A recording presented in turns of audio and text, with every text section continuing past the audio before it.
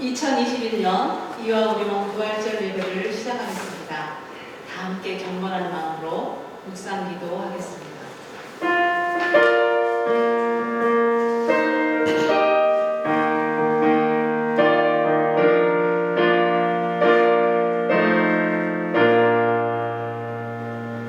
평안을 너희에게 끼치노니 곧 나의 평안을 너희에게 주노라.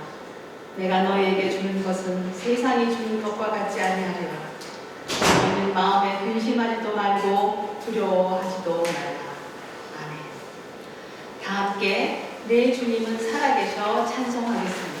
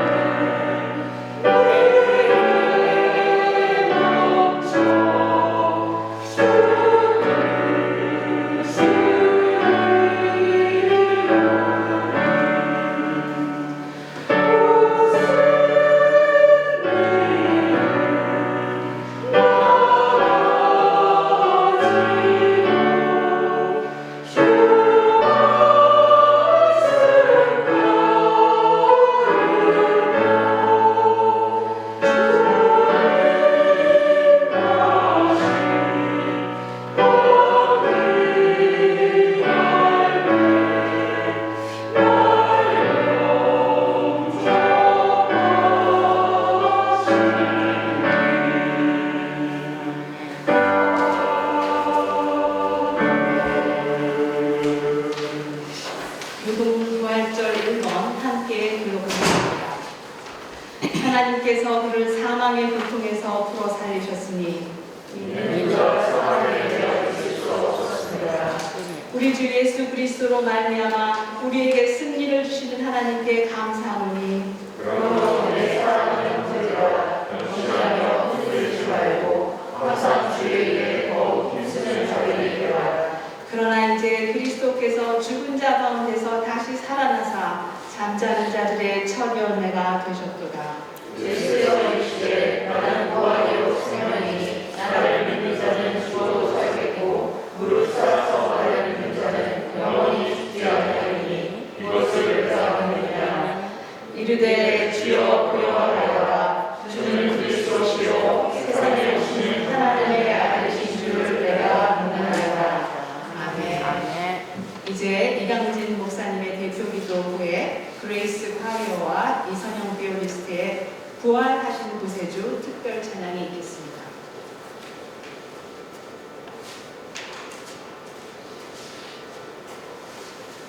함께 기도하시겠습니다. 하나님이 세상을 이처럼 사랑하사 독생자를 주셨으니 이는 그를 믿는 자마다 멸망하지 않고 영생을 얻게 하려 하심이라 말씀하신 것처럼 예수 그리스도를 이 땅에 보내셔서 우리를 구원하시고 다시 살리신 주님의 은혜를 기억하며 예배드리게 하심을 감사드립니다. 매일 매 순간 광야와 시험과 홍해의 장애물과 그 시간을 통해서 우리를 변화시켜 주시고 연단시켜 주심에 감사드립니다. 코로나의 위협과 어려움이 우리의 건강과 삶과 영혼과 믿음을 위협하고 있사옵나이다. 이럴 때일수록 더욱 인내하고 근신하고 깨어있게 하옵소서. 3일 만에 부활하신 주님처럼 이 힘들고 고통스러운 무덤의 시간을 이기고 부활 승리하는 저희가 될 줄로 믿습니다.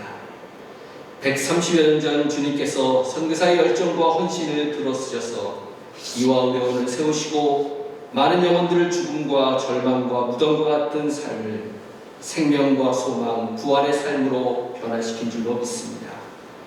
부활하신 예수님을 만난 여인들이 다름질하여 부활의 기쁜 소식을 전하는 것 같이 우리도 부활의 소식을 간절히 원하는 상한 신령들에게 복음과 치유의 소식을 가지고 달려갈 수 있는 하나의 미랄이 될 수 있도록 축복하여 주옵소서. 이곳에서 치료받는 모든 영혼들과 수고하는 모든 의료진과 이름도 빛도 없이 애쓰는 모든 영혼들을 축복하시고 부활의 예수님께서 유아 어른을 온전히 주님만을 사랑하고 주님께는 영광을 돌릴 수 있는 귀한 존재로 인도하여 주옵소서. 귀한 말씀 전하시는 안선희 교목시장님께도 능력과 지혜를 덧입혀 주시기를 소망하오며 부활하신 우리 주 예수 그리스도의 이름으로 기도드렸사옵나이다. 아멘.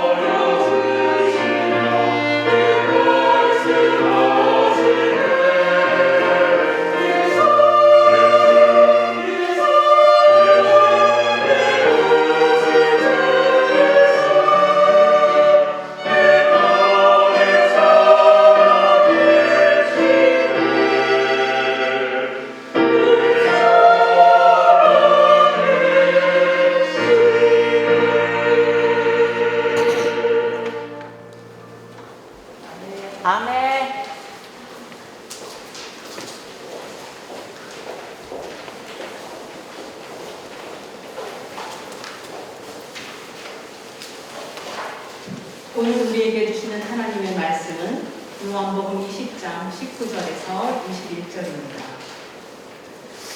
이날 곧 안식 후 첫날 저녁 때에 제자들이 유대인들을 두려워하여 모인 곳에 문들을 닫았더니 예수께서 오사 가운데 서서 이르시되 너희에게 평강이 있을지어다. 이 말씀을 하시고 손과 옆구리를 보이시니 제자들이 주를 보고 기뻐하더라. 예수께서 또 이르시되 너희에게 평강이 있을지어다. 아버지께서 나를 보내신 것 같이 나도 너희를 보내노라. 아멘. 아멘. 이제 안선희 부모실장님께서 나오셔서 첫 번째 선물이라는 제목으로 귀한 말씀 전해주시겠습니다.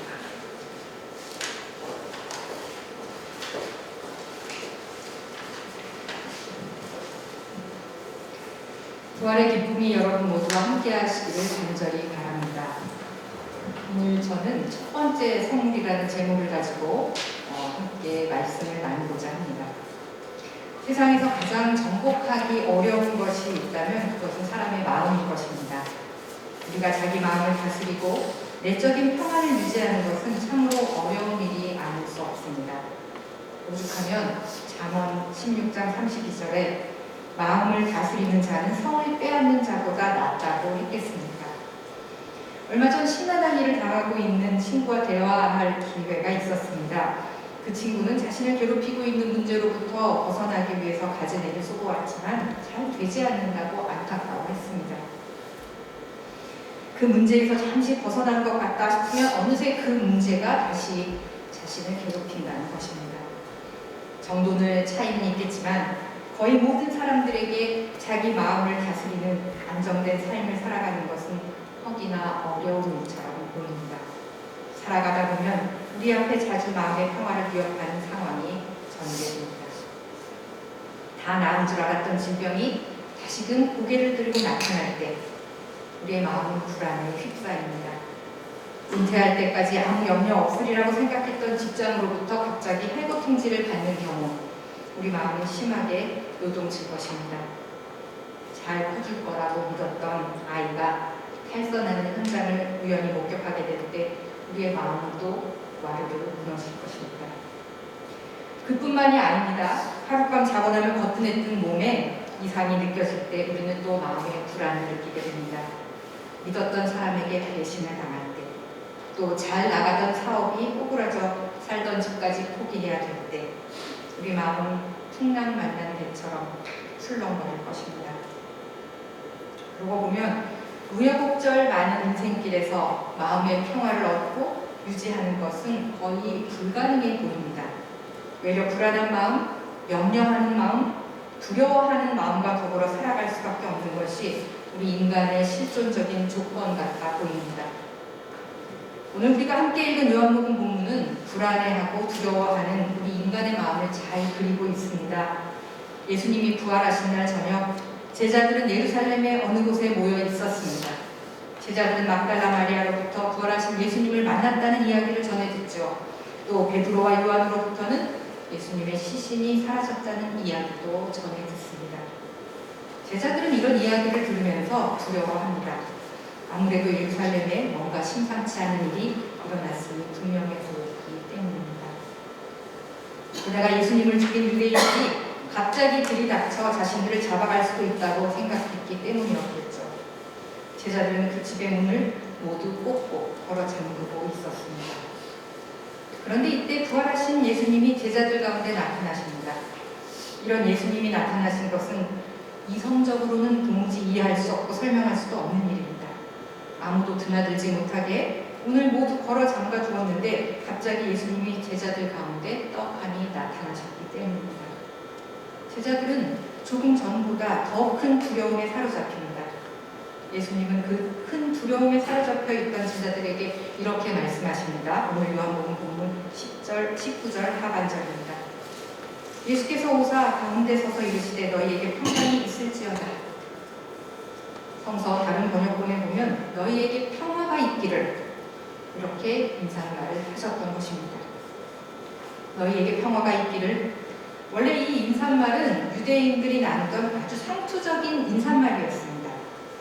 우리로 보면 그저 안녕하세요 라는 인사말과 같은 것입니다. 상투적인 인사말을 주고받을 때 말하는 사람도 듣는 사람도 별다른 의미를 부여하지 않게 되죠. 건성으로 말하고 건성으로 대답하는 경우가 대부분입니다. 하지만 오늘의 요한복음 본문에서 너희에게 평화가 있기를 이란 예수님의 인사말은 전혀 상투적이지 않습니다. 이런 예수님의 인사말은 제자들에게 깊은 안식과 위로를 주려고 하는 의도에서 나온 인사말이었습니다. 문제는 제자들 가운데 나타난 존재가 십자가에 달리신 예수님이라는 데 있었습니다. 십자가에서 돌아가신 예수님이 나타나시자 제자들은 이게 웬일이라며 어리둥절했던 것이죠. 게다가 문을 모두 걸어 잠갔는데도 갑자기 예수님이 유령처럼 제자들이 있는 집 안으로 들어오시더니 제자들은 도깨비에 홀린 것 같은 느낌을 받지 않을 수가 없었던 것입니다. 예수님이 이런 제자들의 감정을 모르실 리 없었습니다. 예수님은 제자들에게 두 손을 펴서 양손바닥에 난 못 박힌 상처를 보여주십니다. 옷자락을 들어 창에 찔린 옆구리 상처도 보여주십니다. 그때서야 비로소 제자들은 예수님이 유령이 아니라 그것을 알게 되는 것이죠. 제자들은 십자가에서 돌아가신 예수님이 부활하셔서 자기들 가운데 오셨음을 그제야 깨닫게 됩니다. 예수님은 스승의 정체를 확인하고 나서 안도의 한숨을 내쉬고 있는 제자들을 주시하십니다. 그러면서 제자들에게 다시 한번 평화의 인사말을 건네십니다. 오늘의 본문 21절입니다. 예수께서 또 이르시되 너희에게 평강이 있을지어다. 아버지께서 나를 보내신 것 같이 나도 너희를 보내노라. 너희에게 평화가 있기를 빈다. 아버지께서 나를 보내신 것 같이 나도 너희를 보낸다. 예수님이 제자들을 향해 평화의 인사말을 2번 건네시는 걸 보면 예수님이 하신 평화의 인사말은 상투적인 것이 아닌 특별한 것임에 분명해 보입니다. 그렇습니다. 예수님은 제자들의 마음에서 불안과 두려움을 덜어내시고 평화가 임하게 해주고 싶으셨던 것입니다. 2번에 걸친 예수님의 평화의 인사말을 통해 제자들의 마음은 평화로 채워지게 됩니다. 그러고 보면 부활하신 예수님이 인간 세상에 첫 번째로 주신 선물은 바로 마음의 평화라고 할 수 있습니다. 그런데 부활하신 예수님은 왜 마음의 평화를 인간 세상의 첫 번째 선물로 내놓으신 것일까요? 로마로 가서 거만한 로마 황제를 거꾸러뜨리는 것을 부활의 첫 번째 선물로 내놓으셨다면 얼마나 통쾌했겠습니까? 로마 제국과 결탁해서 이스라엘 백성을 착취한 대제사장과 장로들을 무너뜨리는 것을 부활의 첫 번째 선물로 내놓으셨다면 또 얼마나 근사했겠습니까? 그럼에도 예수님은 그런 드라마틱한 일들 대신에 마음의 평화를 부활의 첫 번째 선물로 내놓으신 것입니다. 이런 사실은 무엇을 의미하는 것이겠습니까? 우리 신앙인이 일상을 건강하게 살아가는 데 가장 필요한 것이 마음의 평화라는 사실을 의미하는 것은 아닌지요. 하나님 나라를 이 땅에 건설하는데 하나님 나라 일꾼들의 단단한 마음이 가장 중요하다는 사실을 의미하는 것은 아니겠습니까? 한번 생각해 보시죠. 일상을 건강하게 살아가면서 하나님 나라를 이 땅에 건설하는 데 가장 큰 장애물이 되는 것이 무엇이겠습니까? 그것은 불안한 마음, 또 흔들리는 마음일 것입니다. 하나님 나라 일꾼으로 자처하는 사람들이 조금만 위험이 닥쳐와도 흔들리는 마음을 갖고 있다면 하나님 나라의 건설은 너무나도 요원해질 것입니다. 반대로 하나님 나라 일꾼들이 평안한 마음, 단단한 마음을 갖추고 있다면 하나님 나라는 그 든든한 기초 위에 세워져 갈 수 있을 것입니다. 바로 이런 이유에서 부활하신 예수님이 마음의 평화를 우리 신앙인에게 첫 번째 선물로 주신 것입니다.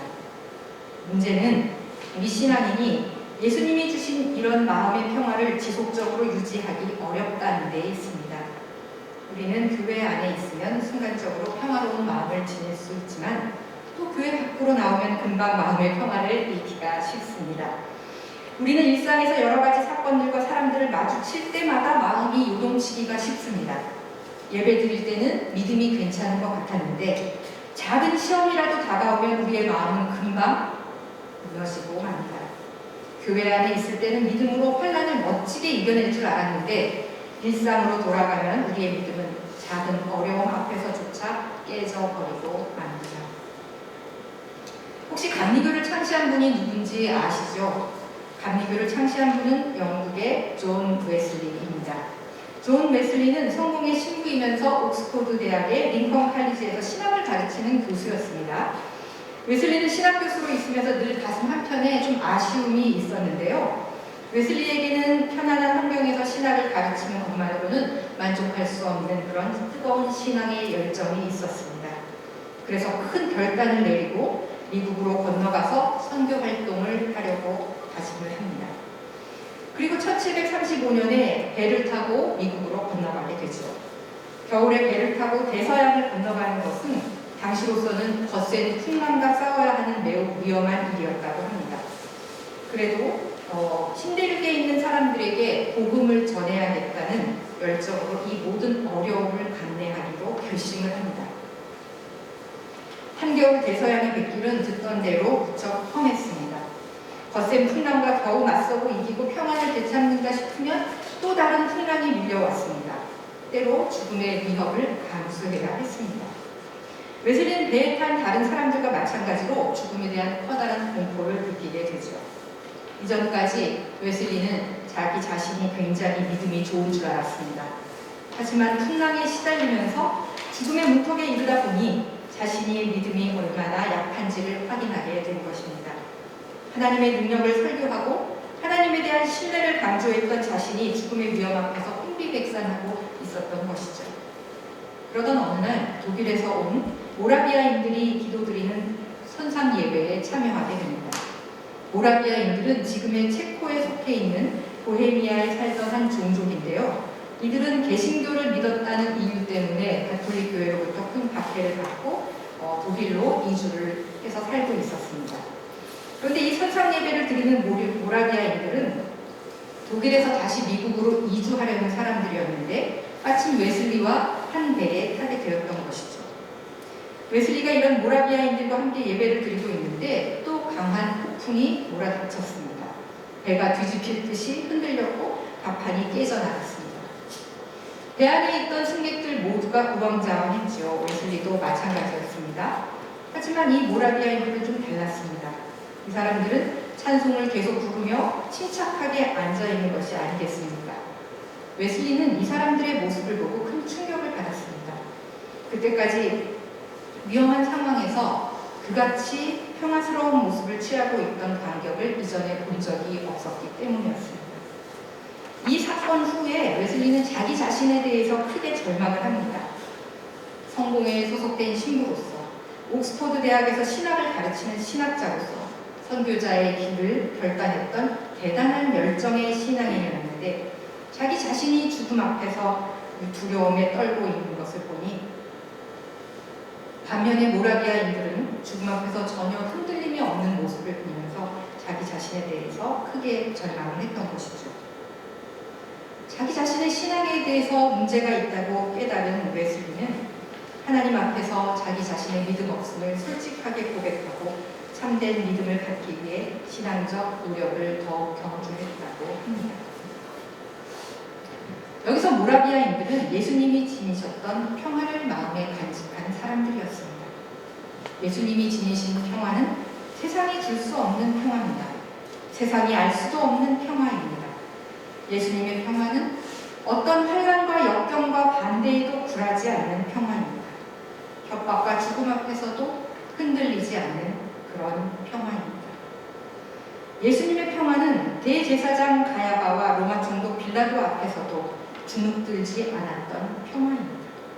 예수님의 평화는 외려 대제사장 가야바와 로마 총독 빌라도를 떨게 만들었던 그런 평화입니다. 이 대목에서 우리가 한 가지 기억해야 할 사실이 있습니다. 이토록 흔들리지 않은 평화를 누리고 있던 예수님도 사실은 십자가에 달리시기 전에 일시적으로 다가오는 위협 앞에서 감정적으로 흔들렸던 경험이 있으셨다는 사실입니다. 마가복음 14장 34절에 보면요. 내 마음이 심히 고민하여 죽게 되었으니 너희는 여기 머물러 깨어있으라 하시고 라는 말씀이 있습니다. 예수님은 앞으로 자신이 죽음을 당하게 될 것을 내다보시면서 마음이 흔들리셨습니다. 예수님도 우리처럼 인성을 가지신 분이기에 죽음 앞에서 마음의 평화가 일시적으로 깨졌던 것입니다. 우리는 예수님이 지니신 평화를 생각하면서 그건 신이나 가질 수 있는 평화지, 우리 같은 인간에게는 불가능해 라고 단정해서는 안 됩니다. 그렇습니다, 여러분.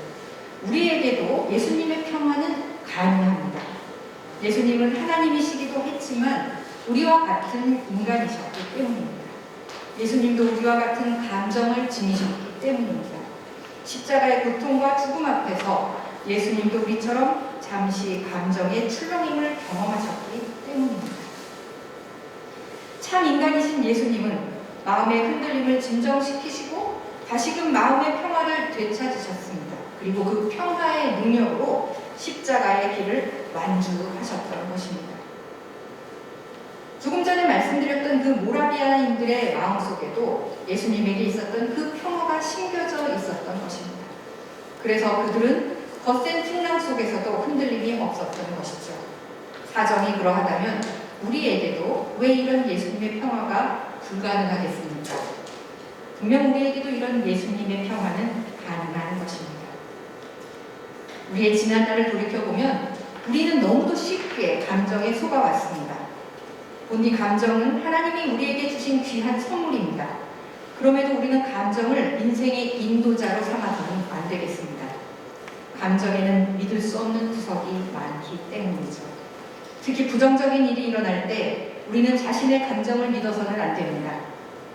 작은 일인데도 불구하고 감정은 마치 큰일이라도 난 것처럼 우리를 속이려고 합니다. 이런 점에서 우리 언어 습관 가운데 고쳐야 할 것이 있습니다. 무슨 일을 당할 때 이거 큰일 났네 라고 말하는 습관입니다. 남편이나 아내로부터 걸려온 전화에서 여보 큰일 났어 라는 말을 들으면 우리 마음은 철푸덕 내려앉습니다. 그런데 뒷이야기를 들어보면 실제로는 별로 큰일이 아닙니다. 자동차 타이어가 펑크가 났다거나 화장실 배수구가 막혔거나 아이의 성적이 조금 떨어진 것뿐입니다. 그러니 정말 큰일이 아닌 이상 이거 큰일 났네 라는 말을 자제해보면 어떻겠습니까?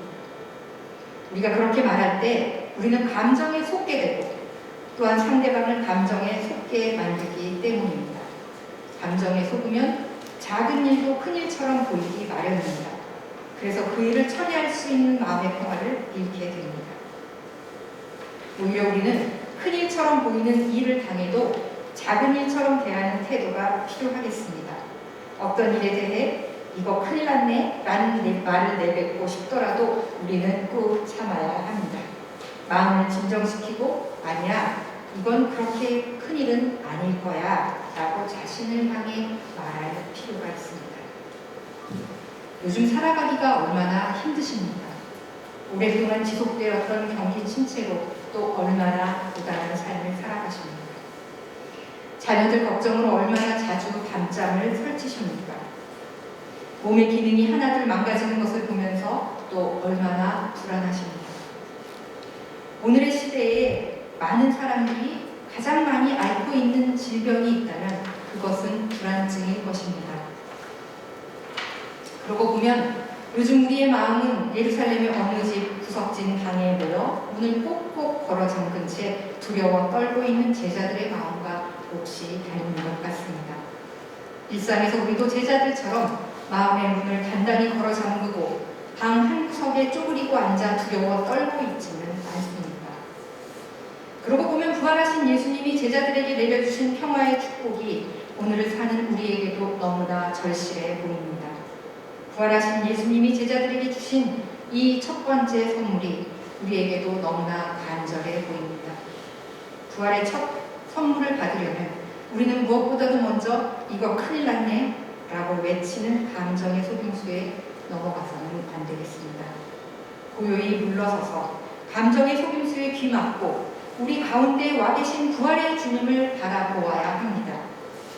이젠 희망이 없다고 속삭이는 감정의 소리를 믿음으로 물리쳐야 하겠습니다. 그러면서 주님이 우리 마음에 부어주시는 평화의 가능성에 눈떠야 합니다. 부활하신 예수님 나와 함께 하신다면 우리에게 두려울 것이 무엇이겠습니까? 죽음조차도 나를 어찌할 수 없다는 부활의 믿음이 우리에게 있다면 우리가 무엇을 두려워하겠습니까? 미래의 주인이신 하나님이 나와 함께 하시는데 우리가 미래에 무엇을 불안해하겠습니까? 부활하신 예수님은 우리를 죽기까지 사랑하시는 분이십니다. 그래서겠죠? 아무도 들어오지 못하도록 꼭꼭 걸어 잠근 우리 마음의 방에 부활의 예수님은 분명코 찾아오십니다. 찾아오셔서 우리에게 이렇게 말씀하십니다. 너희에게 평화가 있기를. 내 마음에 있는 평화가 너희 마음에 전해지기를. 이런 예수님의 음성을 듣고 예수님을 향해 마음의 문 활짝 여시기 바랍니다. 그리고 이렇게 기도하시기 바랍니다. 오 주님, 제 마음에 오십시오.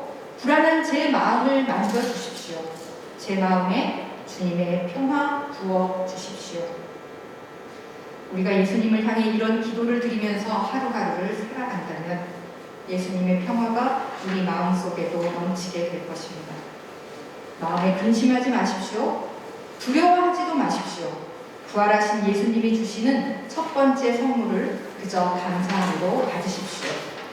부활의 주님이 주시는 마음의 평화, 마음껏 누리십시오. 그리고 그 평화의 힘으로 일상을 아름답게 바꾸어 가십시오. 그 평화의 능력으로 이 험한 세상을 넉넉히 이겨나가십시오. 부디 주님 주시는 참된 평화가 여러분의 마음과 일상에 넘치시길 간절히 기원합니다. 기도드리십니다. 평화의 주님, 저희 마음에 평화가 없습니다. 불안과 공포가 저희 삶을 덮치고 있습니다. 근심과 염려가 저희 마음을 지배하고 있습니다. 불안과 근심에 시달리는 저희를 불쌍히 여겨 주옵소서. 이 시간 부활의 첫 번째 선물 받기를 간절히 소원합니다. 부활하신 주님의 평화, 저희 마음에 강물같이 흐르게 하옵소서. 저희로 그 어떤 일을 만나도 흔들리지 않는 평안한 마음 소유하게 하옵소서. 고난과 환난, 죽음까지도 두려워하지 않는 담대한 마음 허락하여 주옵소서. 예수 그리스도 이름으로 간절히 기도드립니다. 아멘.